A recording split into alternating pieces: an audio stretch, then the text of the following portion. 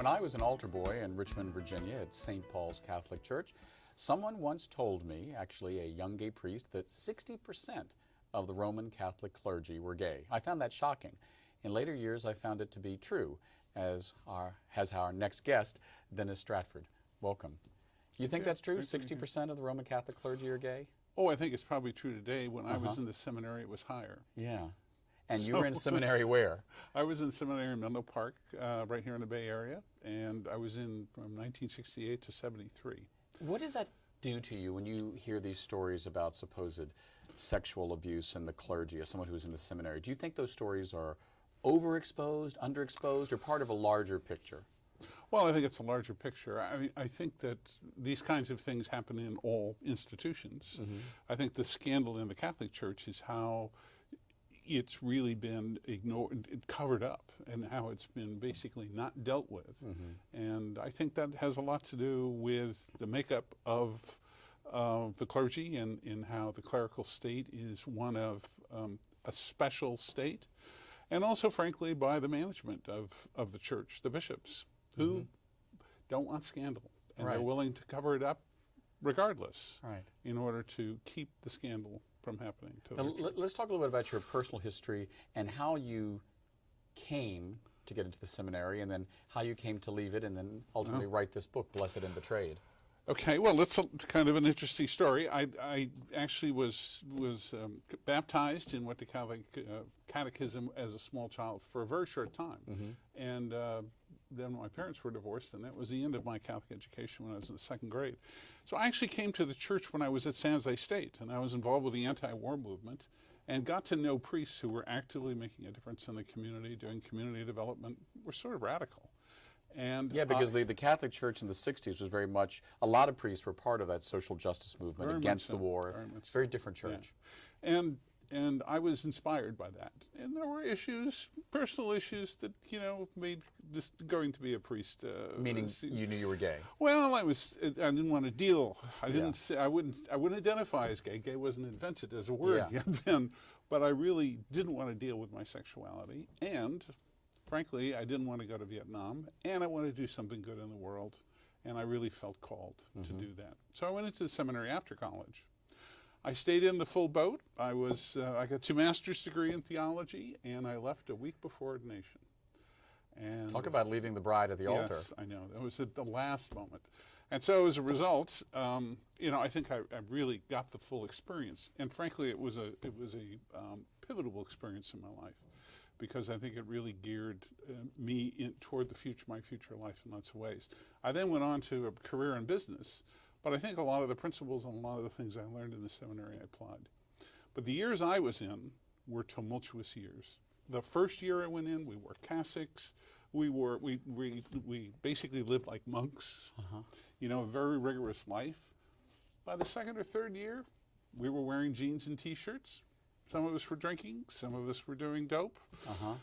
The whole sexual arena opened wide open, and I went there not to deal with my sexuality and found out that I had to confront it. Right, so when you say that your seminary class was more than 60%, you have firsthand knowledge. Yeah, this is true. By the end of my seminary time, we were actually having dances in the seminary. All guys. With men? Just guys. And so, now after I left, the church really, kind of reacted to that, and I wouldn't say that kind of life went on for much longer. But at least for the time I was in, it was very different. And one of the things that happened was when all the rules were changed and the things were opening up, lots of things that were inside came out. Lots of things about jealousy and envy and romances that went awry. And all of those things caused havoc in the seminary life, which, were not expected by the faculty or anyone else there. So they were difficult to deal with. And the book brings out a lot of that. Have you run into any of your former seminarians, either fellow students, would-be priests, teachers, who have read the book and said, why on earth did you air this dirty laundry in public? Well, actually, that's not the reaction. Mm-hmm. The reaction has been more, my God, I'd forgotten how crazy it was then. Mm-hmm. And I really enjoyed reading it, and it did bring back lots of memories. Mm-hmm. I have to say that it was pretty interesting. Most of these guys I had not seen since they were ordained priests.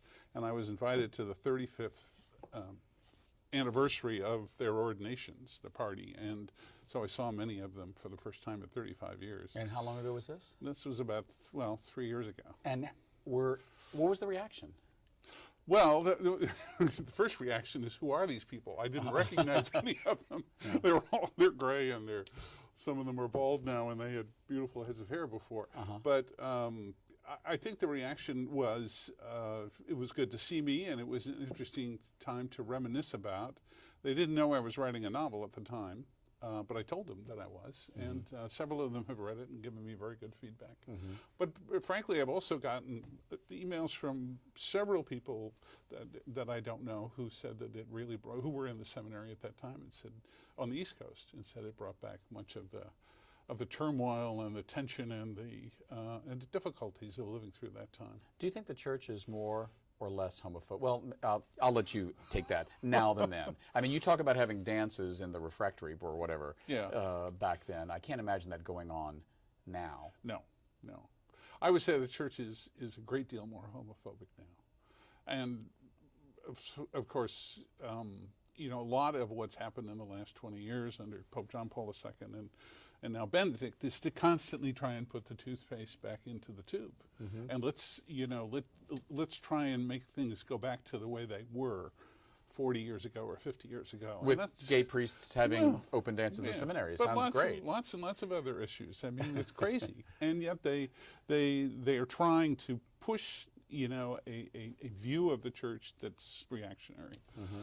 But do you think that's because now really the Catholic Church it's becoming less and less a European and American institution and more of a South American and African institution? True. Well, that's the future of the church. But right now it's still run by Europeans and North Americans whose viewpoint is to look back on some golden age of the 50s, perhaps, and to try and restore something of what the church used to be.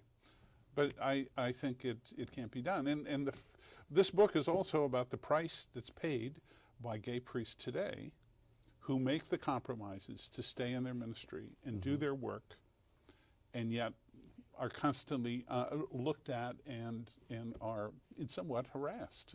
Do you take communion now? I do. Yeah, so I'm active in my parish. Which parish are you active in? St. Agnes in the Haight. And they know you're openly gay? Yeah. And do you know openly gay priests now? Oh, I do. Yeah, I know several. And they are openly gay? They are. But that's kind of courageous. It's courageous, and I think that they, in a way, they get away with it. Not particularly in St. Agnes right now, but they get away with it because their parishioners fully accept them. The fact is that Catholics in America, are very reflective of our culture, and they're not going to go back. It doesn't matter what issue you take, whether it's gay marriage, abortion, contraception, which has been recently in the news. Catholics are very much in line with, modern day American values and ethos. And they accept gay priests. They, frankly, are statistically more in favor of gay marriage than most Protestants. And I think that that's just what's going to happen in the future. You mentioned South America and Africa and Asia, and when the next Pope is elected, which is in my next book, I think he'll be from South America, probably.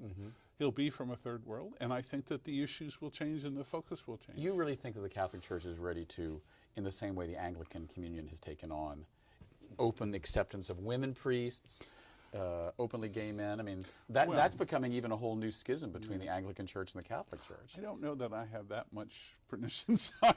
I'll tell you, I know within the Anglican, I happen to be on the board of trustees of the Graduate Theological Union in Berkeley, of which the Anglican Seminary is one of them. And it's, those issues have very much split the Anglican Church worldwide. Yes. Certainly in America and England, it's not a big issue, but in Africa, it's still an issue. Yeah. So I don't know how it's all going to play out. Thank God I'm not in charge. Yeah. But basically, I do believe that in some way the core values of Catholicism, which is that God makes people the way they are, that we're all created exactly the way we're supposed to be. And if you're created gay, Well, God wants and as someone that. once said to me, God is everywhere. Sometimes you can even find him in church. We've been speaking with Dennis Stradford, author of Blessed and Betrayed. Look forward to his next book and hope you'll look forward to watching us next week on 10%.